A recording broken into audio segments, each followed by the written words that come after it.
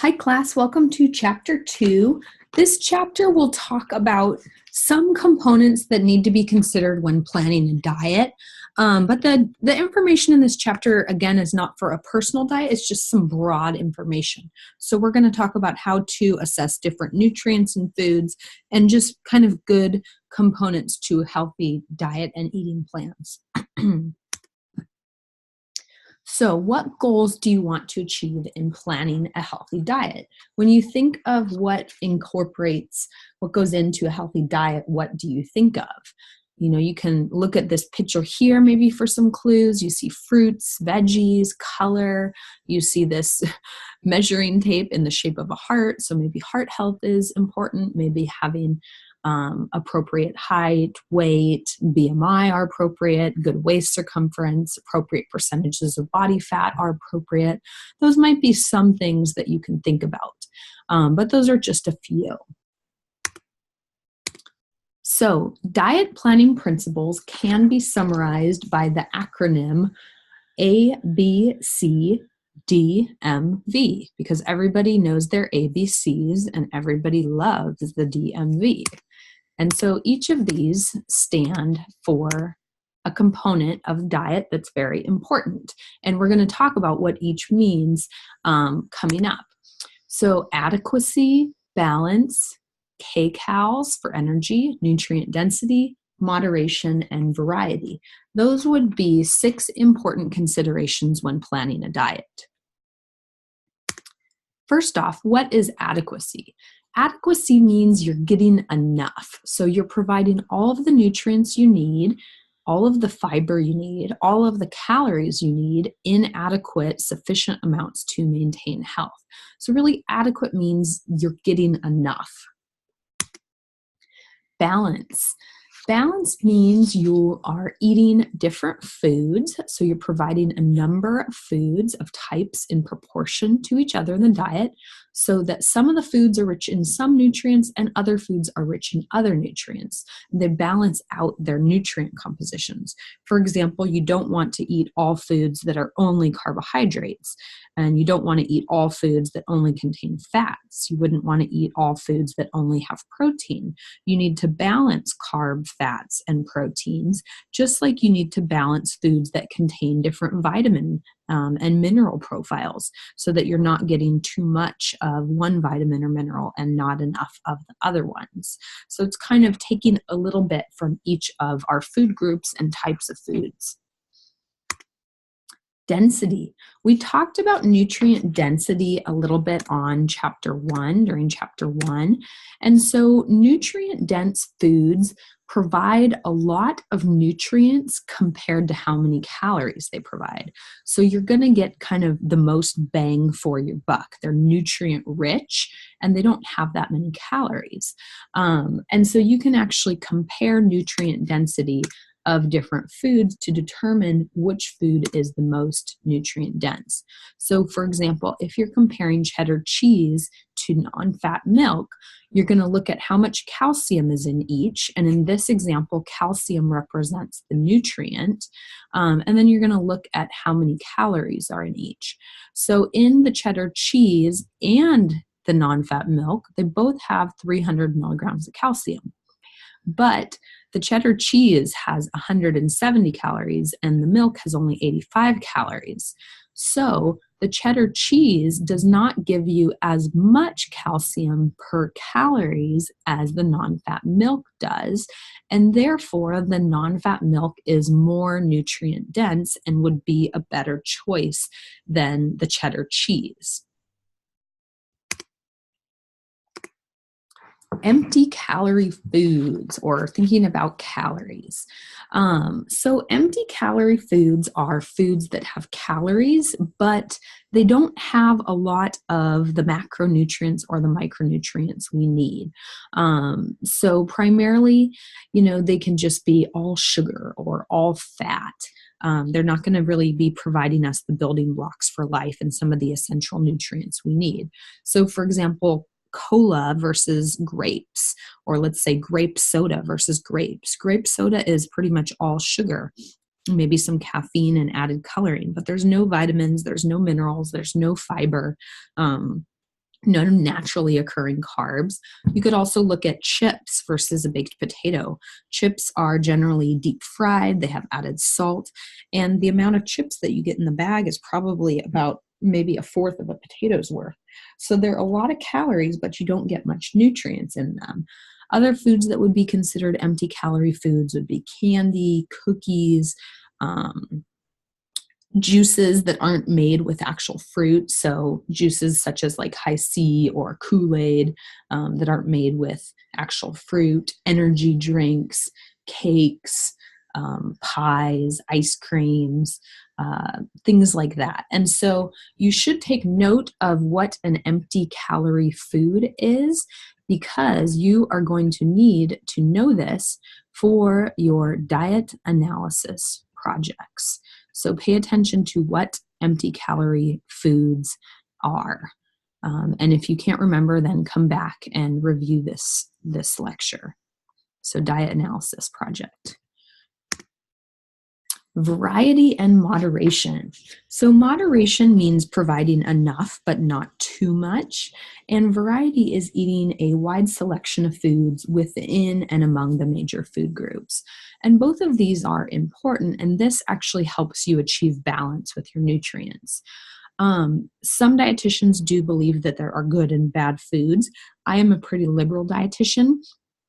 I believe that with moderation, you can incorporate just about any food you like into a diet, even foods that I just told you were empty calories. So I believe in moderation. I believe that once in a while, it's okay to have a bag of chips, a small one.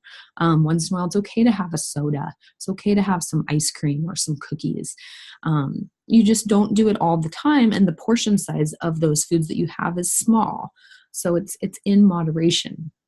Variety is really important because different foods carry different nutrient qualities, such as different amino acids, different vitamins, different minerals, different types of fats, different types of carbohydrates. And our body needs to get each of these types of nutrients. So by eating a variety, lots of different foods, we can achieve that. Dietary guidelines for America. So our government has established some guidelines that they redo approximately every 10 years. They redo these every 5 years.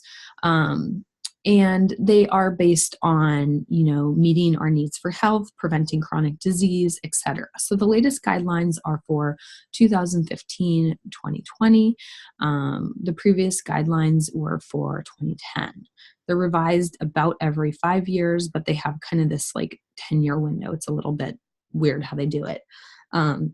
Anyways, we are going to review the guidelines coming up. In addition to the guidelines, they have created something called MyPlate, and choosemyplate.gov is a very great interactive website where you can see your specific nutrition recommendations. You can put in your height and weight and create a profile, and it will tell you exactly how many calories you need and from which food groups you should obtain these calories. And you can even track your diet and get exercise tips and recipes and menus and all sorts of really good stuff. So what is this MyPlate? The MyPlate is our current kind of guide, our visual guide for how we tell Americans what to eat. When I was young, for pretty much all of my life, and even when I was studying nutrition, we had this nutrition pyramid or the food pyramid. And I actually really do like this pyramid, but because people were becoming so sedentary and for other reasons, they decided to revise the pyramid to this different pyramid in 2005. This new pyramid had steps on the side, so it's trying to promote exercise. But I don't think this pyramid was very effective because there's no pictures of foods here. There's just these colors. And for people, this is kind of a very abstract concept. We don't really know what these colors represent. And so this pyramid was revised to MyPlate, which again has colors, not pictures, but it has food groups listed. And these are pretty good. The only thing I would complain about is I wish this would say dairy or dairy substitute. But you can look at this and you can say, okay, if I have a plate and I'm at a buffet getting my dinner, I should put about a fourth of my plate veggies, rest fruits, about a fourth grains, and a small amount protein. So this is a good visual.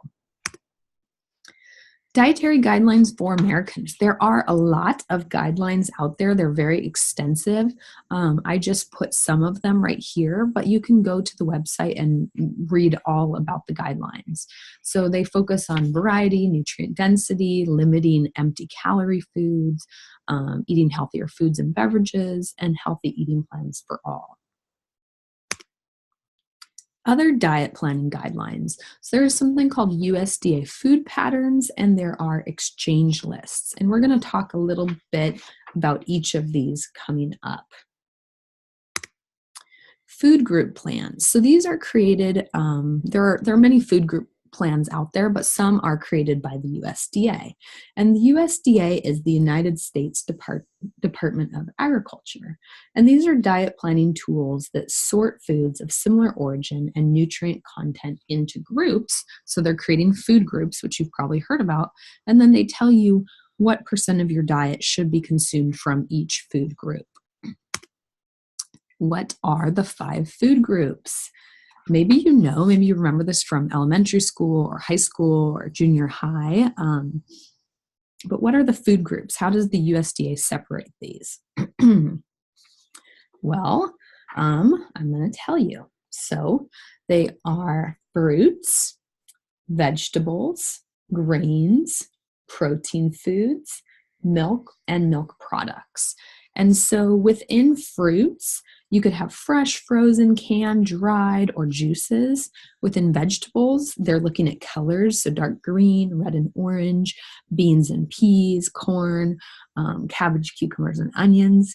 Within grains, they're looking at whole or refined grains. Protein foods might be meats, poultry, eggs, beans, peas, nuts, excuse me, seafood. And then milk and milk products might be milk, cheese, yogurt, ice cream, soy milk, almond milk, hemp milk, or any of the other milk substitutes. So based on these groups, you could actually go to myplate.gov, enter your height and weight and your age and activity level, and you would be able to determine how many vegetables you should eat a day, how many fruits you should eat a day, how many protein foods you should eat a day, etc. This is an example for somebody who needs 2,000 calories a day and what they would be recommended to eat. So 2 cups fruit, 2.5 veggies, 6 ounce grains, 5.5 protein foods, 3 cups milk and dairy or dairy substitute, 6 teaspoons oil, and 258 calories discretionary. What is that? What is a discretionary calorie? So a discretionary calorie is kind of an extra calorie. And so if you're choosing all of your foods from these categories, and these foods that you choose are the most nutrient dense choices you can make, then you actually have a tiny bit of wiggle room in their diet. And that could be maybe for a little dessert or, a little cookie or maybe something like that. The discretionary calories are for you to choose either an additional serving of one of these foods or perhaps have a little something extra. But the discretionary calories only apply if you're eating nutrient-dense options from these categories. Exchange lists. So using exchange lists is another way to diet plan. And exchange lists categorize foods based on their carb, fat, and protein content. And so these are different from the food patterns because the food patterns generally sort foods by their vitamin and mineral content and sort them into the food groups. Exchange lists are commonly used for people with diabetes, type 1 or 2 diabetes, and they're actually a very, very great tool. So this is an example of some exchange lists, and in the exchange lists, we don't have carbs, milks, fruits, vegetables, etc. We don't have fruits, vegetables, milk, etc. But we have carbs, meat, and meat substitutes, which are going to be protein foods, fats, free foods. Free foods do not have significant calorie content, and then alcohol is its own category. Within carbohydrates, you can have starches, you can have fruits, and you can have milks, you can have sweets. Within meat and meat substitutes, you can have very lean meats, medium fat meats, high fat meats, and then you have your fat group, which would be things like butter or oil or margarine. Free foods, an example of a free food might be something like tea or coffee that's unsweetened, might be something like mustard, might be something like pepper or salt, might be something like, a small piece of lettuce on a sandwich or a slice of tomato on a sandwich. Foods that have very insignificant amounts of calories. So what is in the carbohydrate group? So remember, I'm talking about the exchange list or exchange system of categorizing foods. And in the exchange, there's carbs, there's fats, there's meat and meat substitutes, there's alcohol, and there's free foods. So within carbohydrates, there are starches, fruits, milks, sweets, desserts, and other carbs, and non-starchy veggies.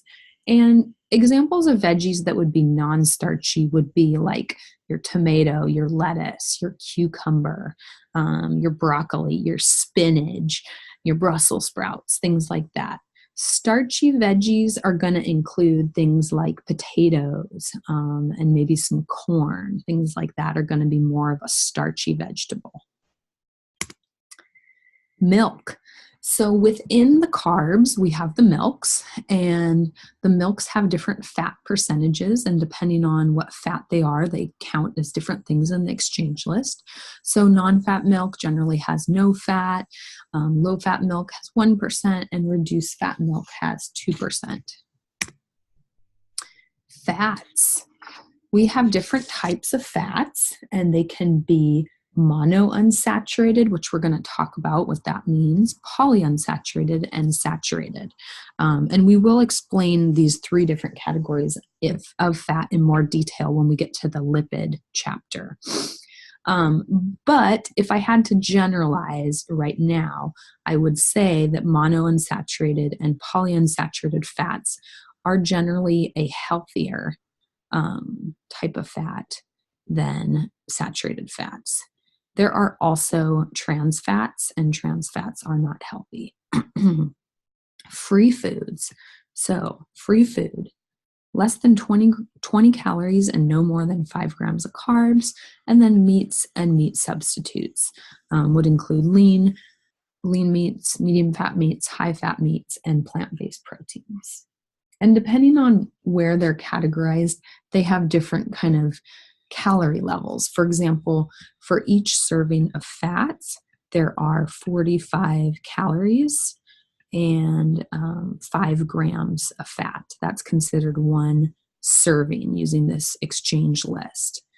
The proteins are a little bit different. So for example, a lean protein has 55 calories.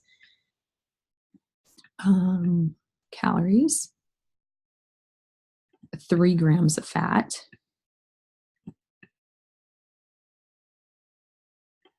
A high fat protein is going to have 100 calories and 8 grams of fat. A medium fat protein is going to have 75 calories and 5 grams of fat. And all of these are going to have 7 grams protein. So somebody using this exchange list could look at their plate and say, okay, that looks like a lean fat, a medium fat, high fat, etc., or a high fat protein, and they could kind of estimate the amount of calories that they're consuming. There are tables for this that you can reference in your book. Combination foods. So combination foods are foods that don't really fall into clear categories using this exchange list. And you can break them down, but they can be a little bit more difficult. So sometimes entrees, maybe you're having a casserole or a soup, and the soup has all sorts of different ingredients. It may have rice and chicken and vegetables and oils. Salads. Salads can be free depending on what else is added to them and how big they're served. And then fast foods are often hard to quantitate as well because you don't know how those have been prepared or cooked. So you can use your book to do additional practice, but we will do a practice exchange kind of analysis coming up. But I do recommend looking at your book for additional practice. So you see this breakfast here. It looks like it is a bagel with cream cheese and some orange juice. So in this bagel and cream cheese, we have to think, and the orange juice, we have to think, what types of exchanges do we have? And so I know that juice is considered a carbohydrate and bread is considered a carbohydrate. So the juice and the bagel are probably carbohydrates. The cream cheese is probably a fat. You might say, oh, but it has some protein in it, but it doesn't have a lot of protein in it, so it's probably a fat. So let's see. So we've got the bagel, 1 large bagel, 1 tablespoon cream cheese, and a 1/2 cup orange juice. And so you could use the exchange lists in your book to determine how many exchanges from each group you're going to have. And I've already done this, so I can tell you you're going to have 4 starches, and that is coming from the bagel because it's a starchy bread. You are going to have 1 fat, and that is coming from the cream cheese. And you're going to have 1 fruit exchange, which is a type of carb. Starches and fruits are both types of carbs. Starches have more protein than fruits. Fruits don't have protein, but these are both types of carbs. And this is 1 fruit exchange because a whole piece of fruit, medium whole piece of fruit, or a 1/2 cup of juice is equal to 1 fruit exchange. And then using tables in your book, you could actually find out how many calories based on these exchanges this meal would be. And what you would get is 425 calories. Okay, so this looks like some sort of sandwich. I can't tell if that looks like turkey, a little bit of lettuce, a little bit of tomato, maybe some mayonnaise, and 2 pieces of bread. So let's think. The bread is going to be a starch, just like before. The meat it's going to be a meat. What kind of meat? This might be a lean meat, might be a medium fat meat. I don't know what the quality of this turkey meat is. Maybe it's a very lean meat. And then we've got the tomato, the lettuce, that's probably free, and the mayonnaise is probably a fat. So let's look. So this is what we have. It's white meat turkey, no skin. So that's probably lean or very lean. 1 teaspoon mayonnaise, 1 teaspoon mustard. So let's break this down a little bit. The whole wheat bread is going to be 2 starches, and starches are types of carbohydrates, right?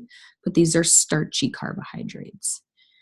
The turkey, in this example, we're going to say that it's very lean meat because it's white meat, no skin, but it could probably be very lean or lean meat. So we're going to call it, it's actually 3 servings because 1 serving is an ounce. So 1 serving, very lean meat. And then we have the lettuce and tomato. So this could either be free, or maybe you're going to say it's 1 serving of a vegetable, which is only 25 calories.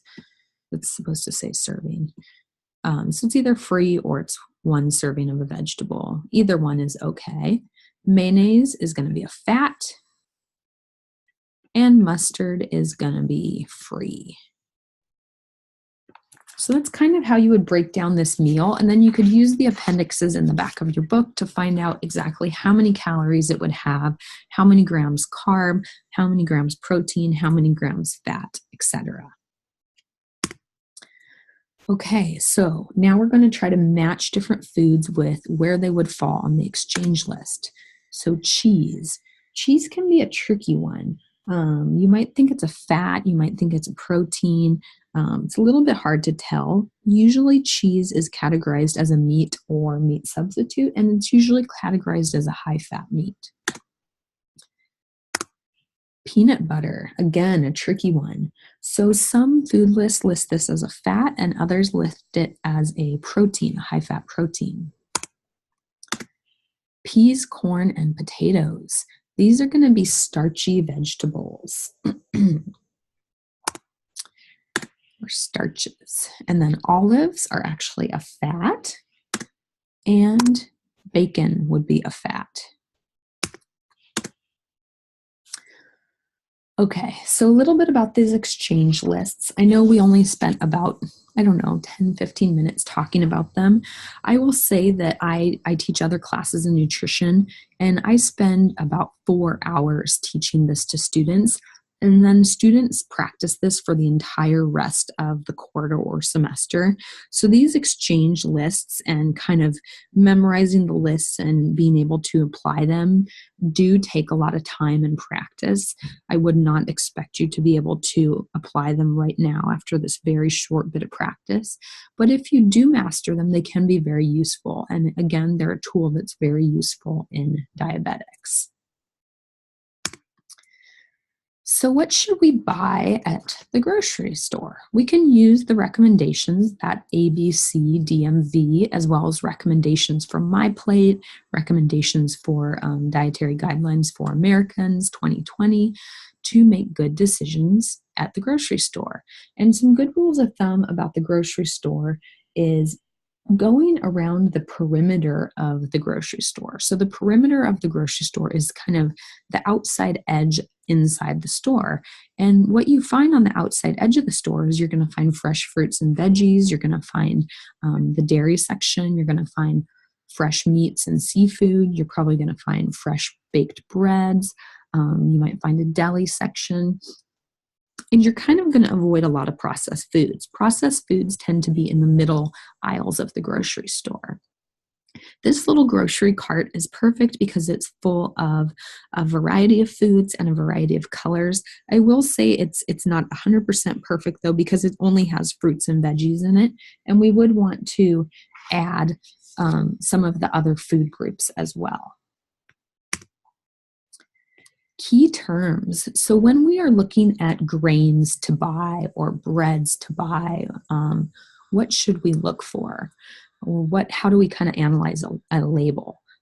One of the dietary recommendations is to make half of your grains whole. So that means anytime you eat a grain product, try to have it be at least half the time a whole grain. Whole grains have 3 layers, and this is a picture of a whole grain in the bottom right corner. They have a bran, which is filled with fiber, and it's the outside layer. They have the endosperm, which is the middle part here, and then they have the germ, which is nutrient rich.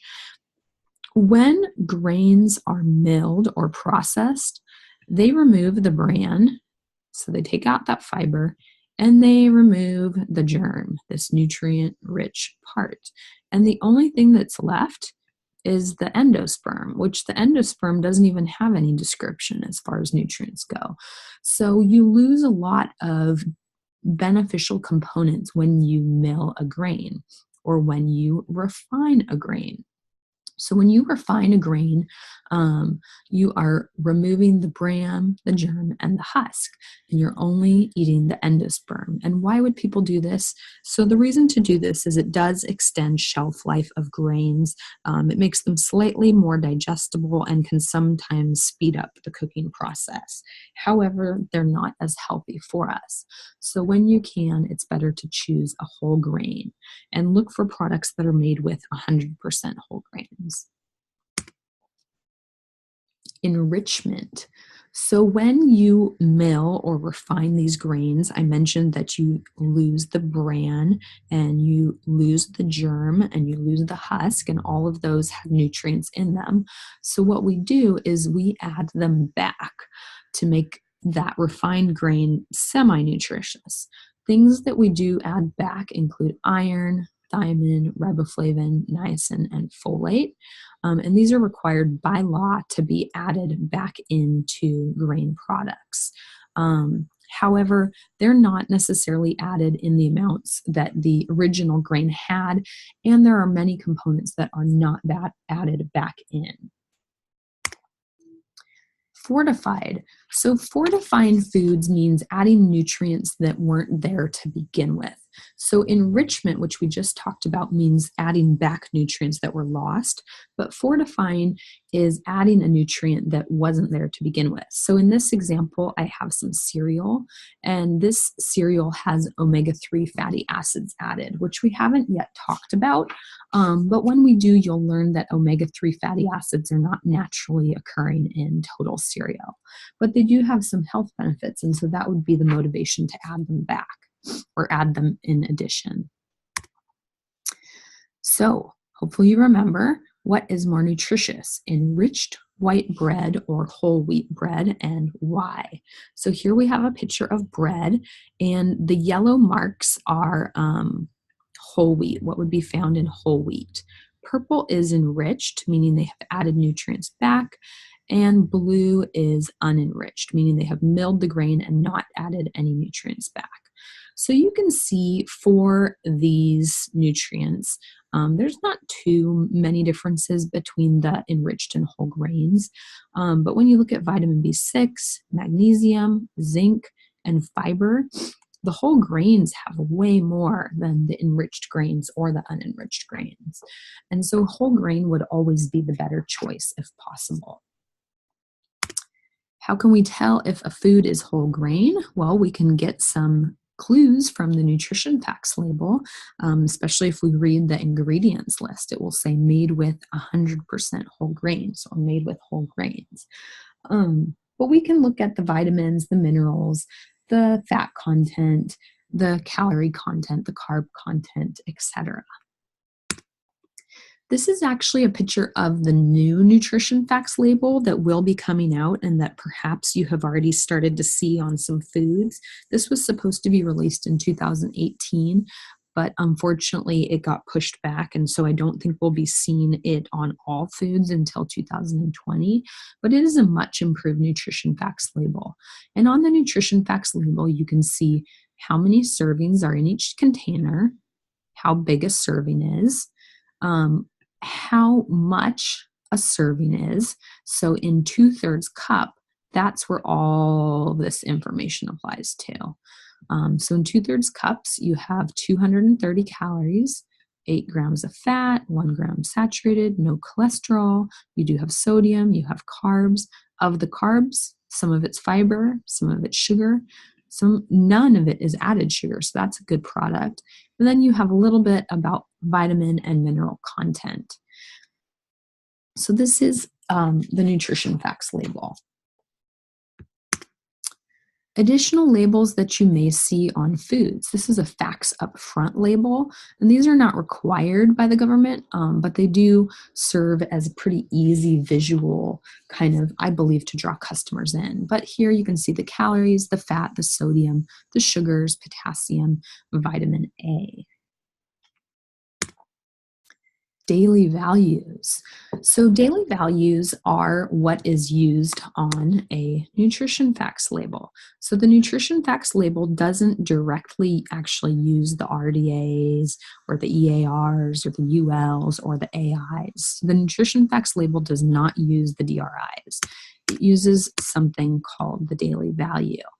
And the reason that the nutrition facts label doesn't use the DRIs is because there are so many different DRIs depending on age and gender that it would be impossible to make that many different nutrition facts labels, and so they use this daily value, which is kind of a generic daily value that will meet the needs of most people.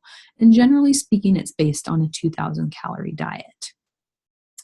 If you want to figure out how many calories of each nutrient you should get with this daily value, you can use the AMDRs, which remember were percentages of macronutrients you should have for each food. So example would be 30% of calories for fat. If this person was consuming a 1,500 calorie diet, most of the daily values are based on 2,000 calories, but say you're consuming a 15,000 calorie diet. You would multiply this by 0.30, because this is the same as 30%, you would get 450 calories from fat. And then you remember that in each gram of fat, there are 9 calories. So you divide by 9 calories per gram to get 50 grams of fat.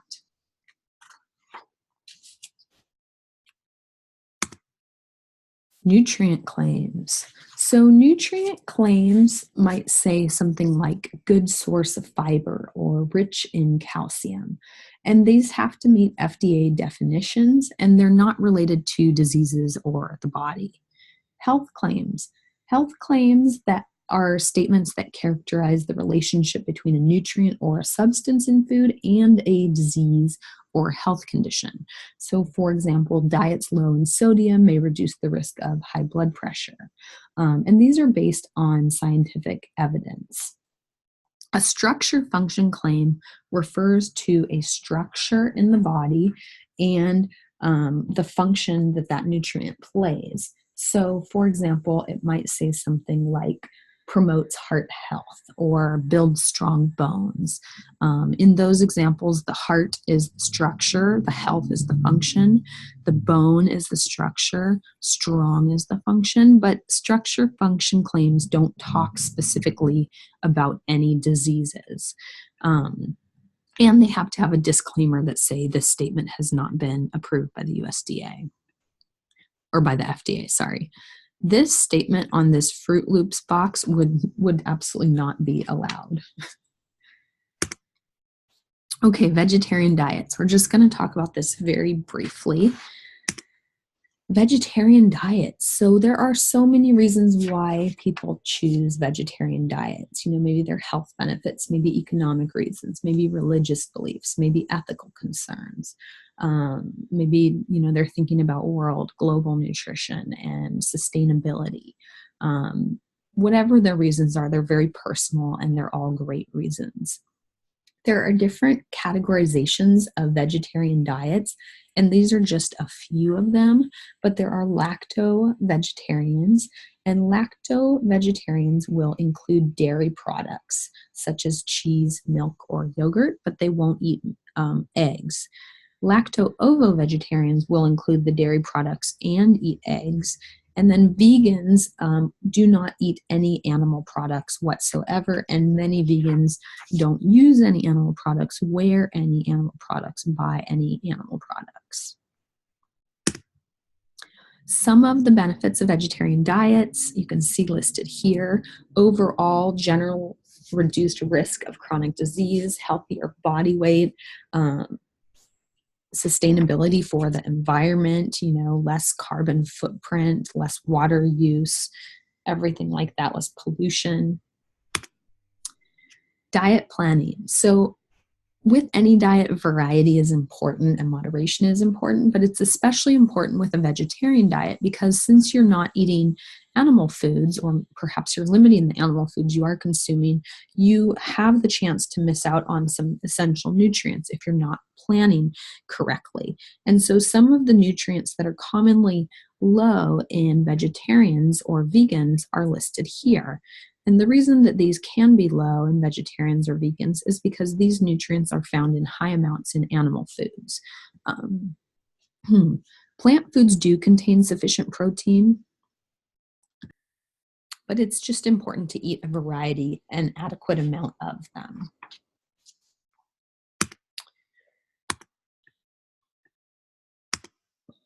There are many resources to planning a vegetarian diet. There's Choose MyPlate, Vegetarian Resource Group, Old Ways, and Academy of Nutrition and Dietetics. So let's move on to the quiz. All right. The diet planning principle that provides all the essential nutrients in sufficient amounts to support health is, hopefully you said adequacy, C. A person who chooses a chicken leg that provides 0.5 milligrams of iron and 95 calories instead of 2 tablespoons of peanut butter that also provides 0.5 milligrams of iron but 188 calories is using the principle of nutrient density. And so to solve this question, you actually don't have to do any math because the milligrams are the same of iron in both the chicken and the peanut butter, but the calories are different. And remember, with nutrient density, a food that is more nutrient dense has a lower calorie to nutrient profile. And since the peanut butter has more calories, it's not as nutrient dense. Which of the following is, let's just edit this. Okay. Which of the following is consistent with the Dietary Guidelines for Americans 2020? Sorry about this. Choose a diet rich in fat, cholesterol, enjoy your food but eat less, choose a diet with plenty of whole milk products, fried meats, or eat an abundance of salty foods to ensure nutrient adequacy. What do you think? It is actually something along these lines because none of the other ones would make sense. Which of the following is not one of the 5 food groups in USDA Food Patterns? Grains, vegetables, chocolates, or protein foods? We're going to go with chocolates are not a food group, unfortunately, although we may wish they were. Foods within a given food group of the USDA Food Patterns are similar in their content of, what is it? Is it energy, vitamins, minerals, proteins, fibers, or carbs and fats? It's actually vitamins and minerals. In the exchange system, each portion of food on any given list provides about the same amount of energy. Enriched grain products are fortified with. What has to be added to these? Remember, you can think back and remember what it is. So it is actually C. Food labels lists ingredients in. I didn't specifically say this. You would have had to read this in your book. So what it is it's in ascending. It is in descending order of predominance by weight, which what that means is the ingredient that weighs the most is listed first, and the ingredient that weighs the least is listed last. Milk builds strong bones is examples of a